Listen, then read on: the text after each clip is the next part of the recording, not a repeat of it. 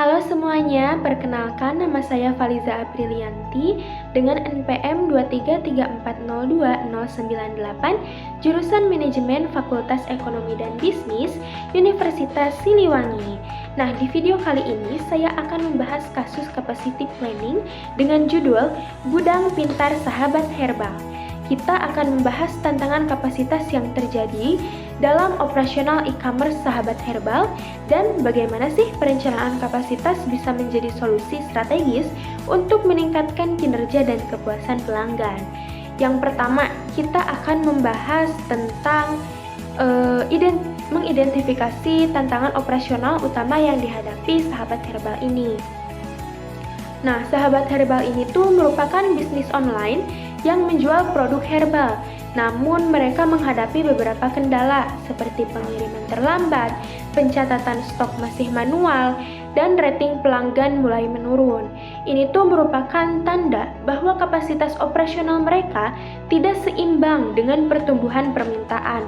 Dalam dunia e-commerce, kecepatan dan akurasi adalah kunci, maka kita butuh pendekatan perencanaan kapasitas yang tepat.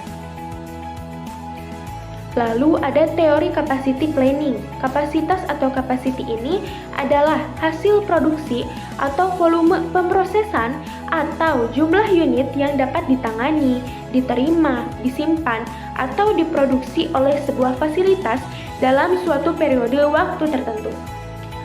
Ada yang namanya kapasitas desain. Ini tuh merupakan output maksimum sistem secara teoritis pada suatu periode waktu tertentu dengan kondisi ideal.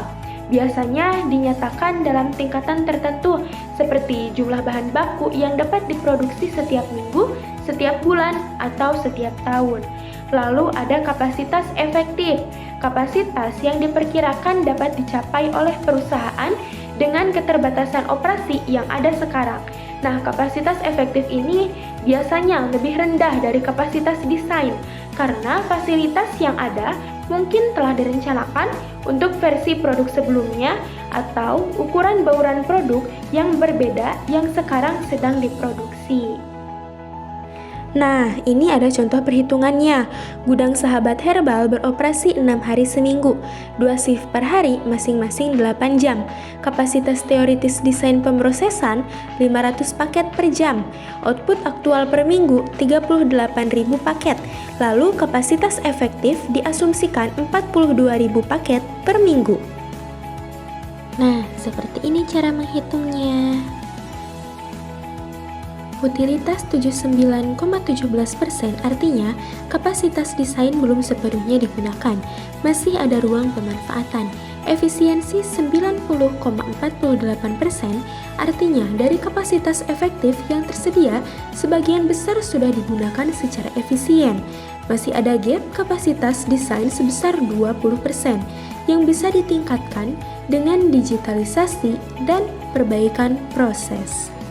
Pembahasan yang kedua adalah merekomendasikan atau menyampaikan solusi yang praktis berbasis pengelolaan permintaan. Yang pertama itu tentunya digitalisasi gudang. Ketika permasalahan pencatatan manual menyebabkan kesalahan dan keterlambatan, implementasikanlah sistem digital yang bernama Warehouse Management System. Ini tuh bisa melacak stok secara real time, pencatatan otomatis, dan terhubung dengan e-commerce, sehingga proses pengelolaan gudang jadi lebih cepat, rapi, dan bebas kesalahan. Kita juga bisa mendesain ulang proses di gudang. Ketika permasalahan proses mengambil paket di gudang lambat dan tidak efisien, maka bisa menata ulang posisi rak dan barang agar jalur pengambilan lebih pendek.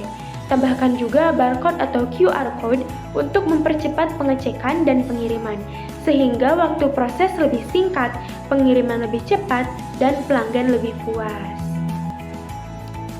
Lalu pembahasan yang ketiga, dampak apa saja sih dalam perbaikan proses terhadap kepuasan pelanggan dalam e-commerce? Perbaikan proses ini memiliki dampak langsung dan signifikan.